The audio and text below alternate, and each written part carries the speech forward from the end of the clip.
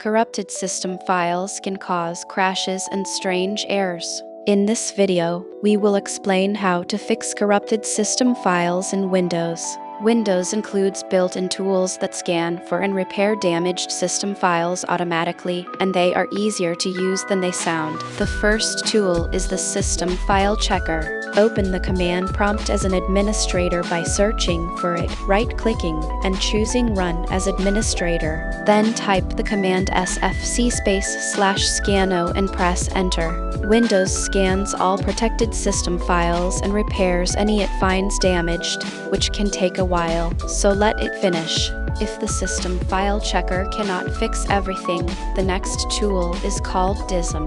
In the same administrator command prompt, run the DISM command to restore health, which repairs the underlying Windows image that the System File Checker relies on. After running DISM, run the System File Checker again to complete the repair. Restart your computer afterward.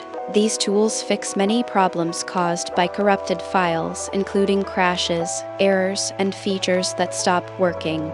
They are safe to run and a great first step for mysterious issues. Knowing these commands gives you a powerful way to repair Windows without reinstalling.